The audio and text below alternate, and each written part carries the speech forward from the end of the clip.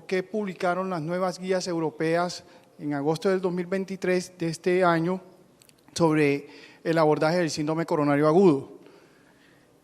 No tengo ningún conflicto de interés para esta conferencia y quería empezar con lo que dice de manera resumida cómo vamos a abordar la guía. Entonces, tenemos un amplio espectro del síndrome coronario agudo que está dividido en síndrome coronario agudo sin elevación del ST, dividido en angina inestable e IAM sin elevación del ST y el infarto agudo con elevación del ST, que es otro escenario. Y podemos acogernos a esta sigla del ACS, que sería un electrocardiograma normal, el contexto clínico del paciente, que es lo más importante, y saber de la S si el paciente está estable o inestable.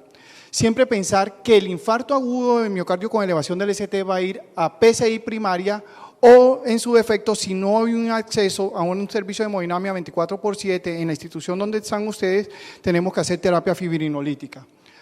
Y en el síndrome coronario agudo sin elevación del ST, tenemos pacientes de muy alto riesgo, esto es interesante lo que nos está diciendo la guía, y pacientes de alto riesgo. Entonces, estos pacientes de muy alto riesgo deben ir a angiografía inmediata y posiblemente a PCI en menos de 2 horas. Y los pacientes con alto riesgo deben ir a una angiografía oportunamente o tempranamente en menos de 24 horas. En cuanto a la terapia antitrombótica, no ha cambiado nada de la terapia antiplaquetaria dual, ¿sí? Aspirina más un inhibidor P2Y12, la terapia anticoagulante con heparina no fraccionada, heparina bajo peso molecular, vivalirudina y fondaparinose. Tener en cuenta que la guía, y las guías desde hace rato nos están diciendo que el que tiene evidencia clase 1 para síndrome coronario agudo es la heparina no fraccionada. Pero creo que en costo-beneficio, y lo que vemos en nuestra clínica es que lo que más nos podemos adaptar con una clase 2 es a la heparina de bajo peso molecular por el seguimiento del TPT, en donde yo creo que todo el personal de enfermería juega un papel importante en el caso de que dejemos a los pacientes con heparina o infusión de heparina no fraccionada. La terapia de revascularización, obviamente, qué pacientes van a PCI o qué pacientes van a CABG o revascularización miocárdica quirúrgica.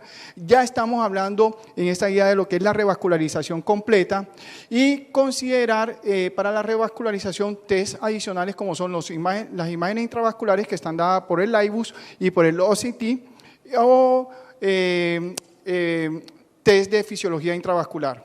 En prevención secundaria, ya después de que un paciente hace un infarto, tenemos que tener terapia antitrombótica, los hipolipemiantes, el cese final del tabaquismo, la rehabilitación cardíaca, los factores de riesgo como son hipertensión arterial, diabetes mellitus, sedentarismo, sobrepeso, obesidad, todo esto lo tenemos que intervenir. Y obviamente considerar todo lo que es la parte psicosocial.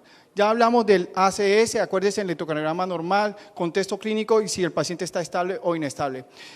Cuando un paciente tiene un dolor torácico de alta probabilidad, nosotros tenemos que tener un electrocardiograma en menos de 10 minutos y así poder saber si el paciente estamos afrontando ante un infarto con elevación del ST.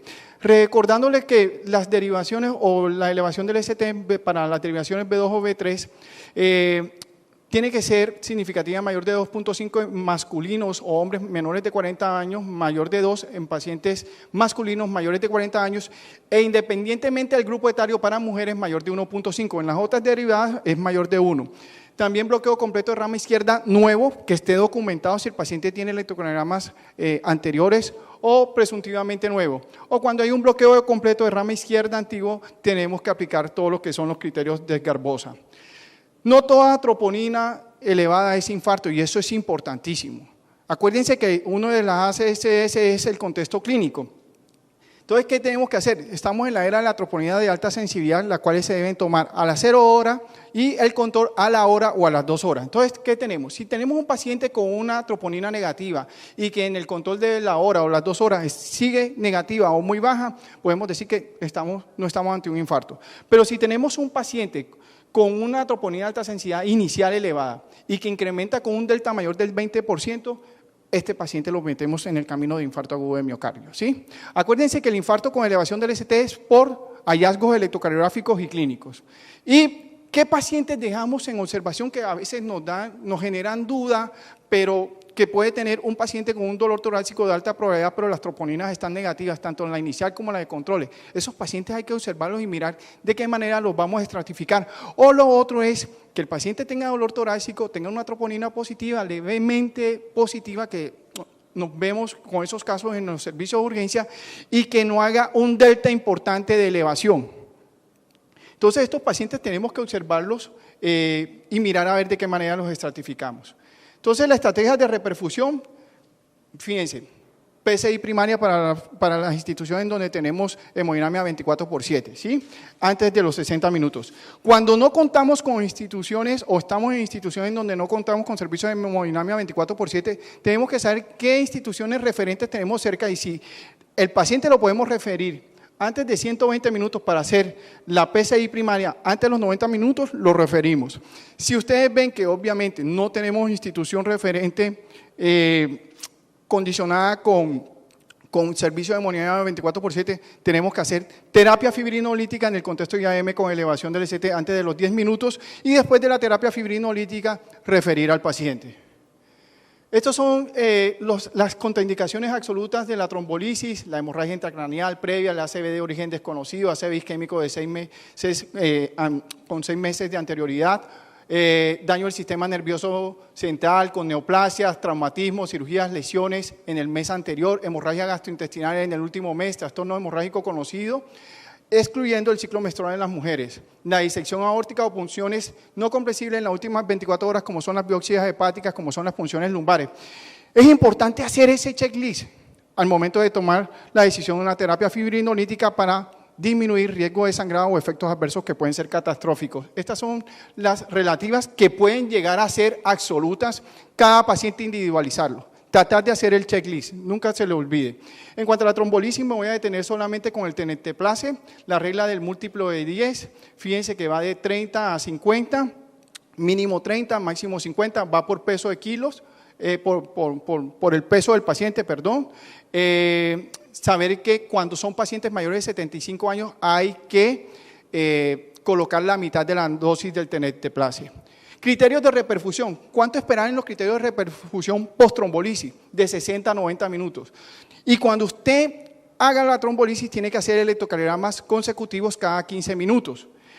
¿Cuáles son los criterios? Ausencia de dolor, ese es el más importante. Descenso significativo del ST y arritmias de reperfusión. De las arritmias de reperfusión, la más importante es ritmo idioventricular acelerado. Quiero hacer esta salvedad porque es importante, porque nos pasa como especialistas también. Las taquicardias ventriculares no son arritmias de reperfusión. Cuando usted tromboliza a un paciente y tenga una taquicardia ventricular, asuma la que hace parte del sustrato isquémico del paciente, no como un criterio de reperfusión, ni tampoco los ritmos de paro. O sea, el paciente no va bien, eso no es un criterio de reperfusión.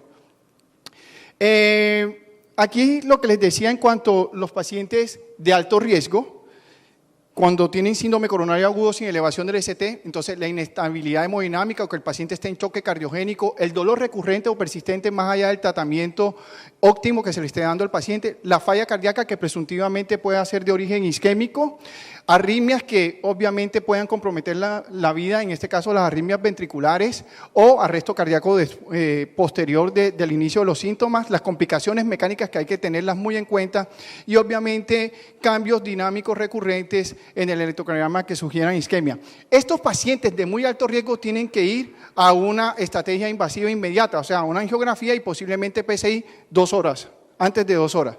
¿Quiénes tienen alto riesgo? Cuando usted en el algoritmo ya sabe que es un síndrome coronario agudo sin elevación del ST y tiene un Graves mayor de 140, tiene una elevación transitoria del segmento ST, hay algunos que hacen ST transitorio, y cambios dinámicos del ST o de la T. Estos pacientes son de alto riesgo y tienen que ir a una estrategia invasiva temprana antes de las 24 horas.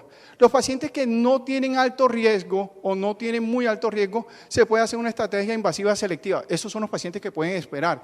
Pero ojo con los pacientes con alto riesgo y muy alto riesgo. Lo otro, pacientes posparo cardíaco que no tienen ST elevado o que no tienen un ST persistentemente elevado, no necesariamente tenemos que correr a meterlos en angiografía coronaria. Con esto no estoy diciendo que no lo hagan, pero hagan diagnósticos diferenciales, como son los trastornos hidroelectrolíticos, como en el caso de la hipercalemia. En cuanto a la intervención coronaria percutánea, pues, ahí ya me puedo meter yo en camisa 11 varas con el doctor Boris, pero lo que nos dice la guía es que si por la angiografía usted puede determinar cuál es el vaso culpable, no hay necesidad de que usted se apoye para la guía del PCI con imágenes intravasculares y ese paciente debe ir a PCI en el vaso culpable. Si no queda muy claro la lesión del vaso culpable, entonces usted, como lo decía desde el principio de la conferencia, usted puede apoyarse en imagen intravascular y con el OCT, sobre todo cuando esas lesiones son ambiguas. Y de las lesiones ambiguas potencialmente son las enfermedades multivaso, las lesiones con calcificación, las lesiones que son muy borrosas o muy bizarras, la tortuosidad, la excentricidad. Entonces ahí la imagen intravascular le va a ayudar mucho al hemodinamista para tomar la decisión. Potencialmente al futuro estarán las ventriculografía izquierda, la ecografía y la resonancia magnética para esta toma de decisiones. Por otro lado, cuando tenemos pacientes con síndrome coronario agudo en el curso de la PCI, pero encontramos el vaso que es referente o que causó el infarto y hay otras lesiones, si el paciente está en choque cardiogénico o inestable, el paciente le tienen que hacer PCI sobre el vaso culpable. Si el paciente está en un infarto con elevación del ST, usted también intervenga el paso referente a la obstrucción o al infarto y tiene un plazo de 45 días para hacer la revascularización completa en los otros vasos no culpables. Yo creo que este es un escenario que hay que tomar con mucho cuidado, sobre todo en un sistema de salud como el de Colombia. No vamos a esperar 45 días a un paciente hospitalizado para hacerle un segundo tiempo. Lo que te está diciendo la guía es, por favor, no lo mande a casa, hágalo intrahospitalariamente el segundo tiempo de los vasos no culpables. Y lo mismo pasa con el síndrome coronario agudo sin elevación del ST, con un menor nivel de evidencia de estos dos escenarios que son más críticos. La anticoagulación y la antiagregación, pues recordarles acá el ASA, y acuérdense que va con sumado a un inhibidor P2Y12, el ASA, el bolo 300 miligramos para continuar 100 miligramos día, el prasugrel 60 miligramos para continuar 10 miligramos día, el clopidogrel 600 miligramos para continuar 75 miligramos día y el ticagrelor 180 miligramos para continuar 90 miligramos cada 12 horas. Los inhibidores de glicoproteína 2B3A, yo creo que eso es más de manejo en sala de hemodinamia de nuestros hemodinamistas. Entonces, en cuanto a la anticoagulación, lo que les había dicho, fíjense cómo la heparina no fraccionada, tanto para el infarto con elevación del ST como sin elevación del ST, tiene clase 1. Clase 2A tiene obviamente la enoxaparina, pero eso no quiere decir que no se pueda utilizar, pero la guía es muy enfática y lo dicen desde guías anteriores que la heparina no fraccionada es la de elección. En cuanto al pretratamiento del inhibidor P2Y12, fíjense qué bonito. Clase 1 solamente la aspirina. Cuando es para PCI o síndrome coronario agudo sin elevación del ST, fíjese que es clase 3, le está diciendo, no utilice, haga nomás el bolo de aspirina y después le da el inhibidor de P2Y12 después de la estratificación que le haga usted invasiva. En cuanto a la elección del P2Y12, obviamente prasugrel y ticagrelor son superiores a clopidogrel, pero cuando no se cuenta con ellos en la institución, usted puede utilizar el clopidogrel sin ningún tipo de problema. Y fíjense que en cuanto a procedimientos PCI con un nivel de evidencia 2A, prasugrel es mayor que ticagrelor. Esto está dado en el estudio ISARAC 5, en donde les hago también y les repaso que para dar prasugrel usted tiene que hacer un checklist en ese mismo estudio. En pacientes mayores de 75 años no lo administre, en pacientes menores de 60 kilos no lo administre y en pacientes que tengan antecedentes de un ACV isquémico o hemorrágico o cualquier ictus de etiología desconocida, no lo administre. Hagan ese checklist al momento de dar prasugrel y verán que pueden disminuir el riesgo de sangrado con esta molécula. Tratamiento por un año, el DAP, aspirina más un inhibidor P2Y12, clase nivel de evidencia 1, y el tratamiento crónico solamente con aspirina después de los 12 meses de la terapia dual. ¿Cuándo clopidogrel? Fíjense, mayores de 75 años. Tasa de filtración glomerular menor de 30 mililitros por minuto o pacientes en diálisis, enfermedad hepática avanzada y fibrilación auricular en donde obviamente tenemos que colocar un anticoagulante directo, ya los ABK no se utilizan mucho, más un inhibidor P2Y12, entonces sería clopidogrel. Lo otro es que en los pacientes post-trombolisis usted puede hacer, les estaba dando clopidogrel. De 12 a 24 horas, yo diría que 24 horas usted puede hacer una terapia switch a prasugrel o a ticagrelor. En cuanto al DAP, fíjense que las estrategias dicen que el paciente que tiene alto riesgo de sangrado debe ir a un mes con terapia antiplaquetaria dual, cuando tiene muy alto riesgo. Y después de ahí usted puede dejar una monoterapia, ya sea un inhibidor P2Y12 o aspirina. Yo les diría que estoy más a favor del inhibidor P2Y12. Y en pacientes que tengan alto riesgo o que no tengan un alto riesgo tan importante para sangrado, usted puede dar ese DAP o terapia antiplaquetaria dual de 3 a 6 meses y después seguir en monoterapia. Fíjense lo importante que dice la guía, que este primer mes usted lo puede hacer con aspirina prasugrel o aspirina ticagrelor y después de escalonar del mes a aspirina clopidogrel sin ningún problema. En cuanto a la terapia antitrombótica, fíjense que el inhibidor que debemos utilizar con los anticoagulantes directos, sobre todo en el tema de fibrilación auricular, es el clopidogrel. Si usted está con un antagonista de vitamina K, en el caso, por ejemplo, de prótesis mecánicas en posición mitral o aórtica, o fibrilación auricular también, que sea valvular, INR entre 2 a 3. El apixaban se sigue utilizando con dosis estándar de 5 miligramos cada 12 horas, el rivaroxaban 15 miligramos día y el dabigatran 110 miligramos cada 12 horas. Entonces, ¿qué nos dicen? La estrategia que voy a utilizar usted para la triple terapia, o sea, terapia anticoagulante con terapia dual antiplaquetaria, utilícela por una semana. Después de la primera semana pase a terapia dual, que sería un solo antiagregante, que en este caso sería lo posible un inhibidor P2Y12 con el anticoagulante directo. Y eso lo puede llevar usted a 6 meses y hasta los 12 meses. Fíjese que cuando dice después de los 6 meses para dejar en monoterapia con el anticoagulante directo, el nivel de evidencia es clase 2B. Entonces, lleve al paciente desde esta primera semana hasta los 12 meses con terapia dual y después de ahí solamente déjenlo en monoterapia con el anticoagulante directo. Lo mismo que estaba diciendo para el riesgo de estrategia para reducir la isquemia, fíjense que el dejar triple terapia casi un mes es un nivel de evidencia clase 2A. Es mejor déjelo por una semana, le está diciendo, y después haga el DAT por 12 semanas y deje después de los 12 meses la monoterapia con el anticoagulante directo. Bueno, mayores de 75 años se trombolizan con la mitad de la dosis del tenecteplase. Ajuste de nosoparina, no olvidar, en mayores de 75 años, 0.75 miligramos por kilo cada 12 horas, preferir clopidogrel. Y las estatinas de alta intensidad, que obviamente son Rosu 20-40 miligramos o Atorva 40-80, en los pacientes de edad avanzada se aumentan los efectos adversos no solamente con las estatinas, sino con cualquier medicamento. Entonces yo le diría, si usted puede utilizar a este paciente con moderada intensidad y no llega a los targets, súmele ezetimiba. Pacientes con cáncer, importante, si el paciente tiene una sobrevida por grupo interdisciplinario menor a 6 meses, tratamiento conservador. Si tiene alto riesgo de desangrado, tratamiento conservador. Si el paciente tiene plaquetas menores de 10.000, no utilizar aspirina. Si tiene menor de 30.000, no utilizar clopidogrel. Y si tiene menos de 50.000, no utilizar ni ticagrelor ni prasugrel. Los cambios en el estilo de vida son importantísimos, la rehabilitación cardíaca multidisciplinaria, tenemos que trabajar, los pacientes se tienen que ir con las órdenes de rehabilitación cardíaca y en lo posible, si pueden valorarlo desde la parte hospitalaria, mucho mejor. Son grupos multidisciplinarios, no solamente del fisiatra, la fisioterapeuta, nutricionista, psicóloga, etcétera. El cese final del tabaco, dieta saludable, estilo mediterránea, restricción de alcohol, actividad física regular por lo menos 150 minutos semanales, que puede ser caminata, reducción del sedentarismo, y en los pacientes para el cigarrillo, fíjense, con un nivel de evidencia intermedio, puede haber terapia de reemplazo de nicotina con bupropión o vareniclina.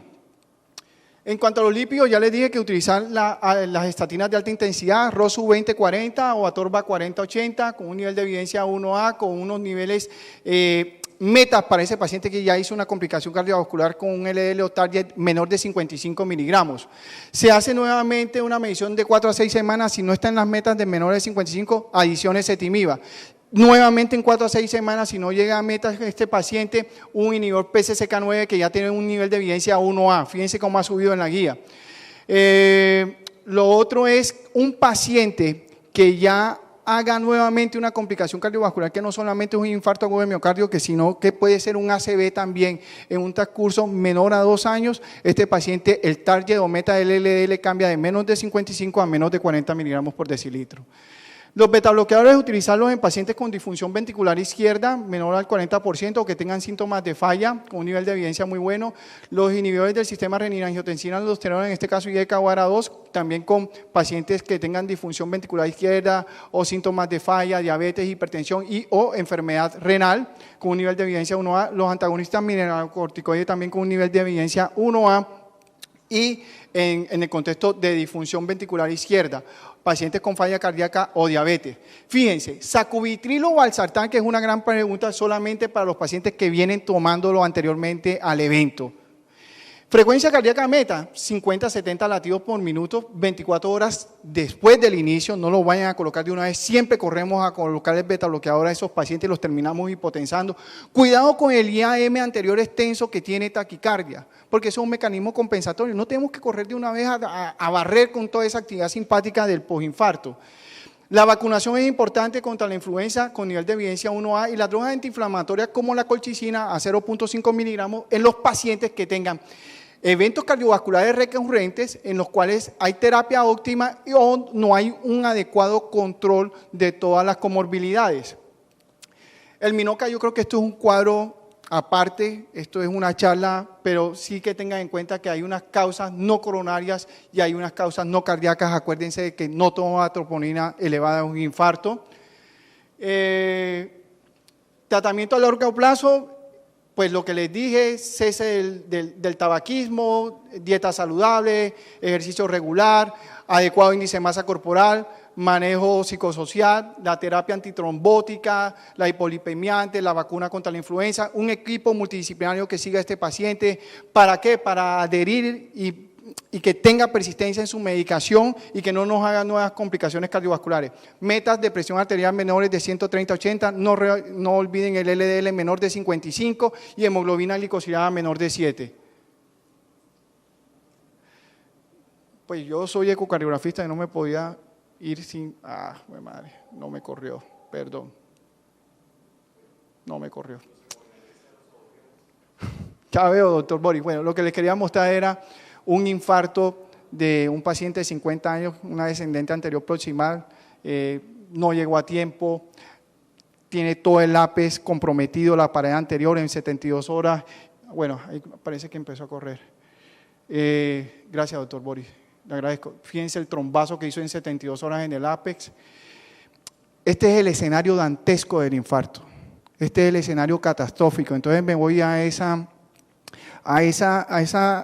frase de pasillo que escuchaba desde estudiante, de que en el infarto, el músculo cardíaco, el miocito, tiene un tiempo que vale mucho oro. Esto es lo peor que le puede pasar a un paciente y a nosotros como clínicos en el seguimiento de estos pacientes porque quedan con unas fallas cardíacas muy berracas. Doc, ya, mensajes finales. Recordarles que la cardiopatía isquémica sigue siendo la primera causa de muerte a nivel mundial, junto con el ACV. 17 millones de personas mueren al año. Manejo adecuado y seguir las recomendaciones de las guías aumenta la supervivencia y disminuye en la morbimortalidad. Y en este segundo punto, decirles que el equipo multidisciplinario es importante también, es responsabilidad de todos. Sin embargo, las guías son para los pacientes, pero los pacientes no son para las guías, siempre individualizar cada paciente. Muchas gracias.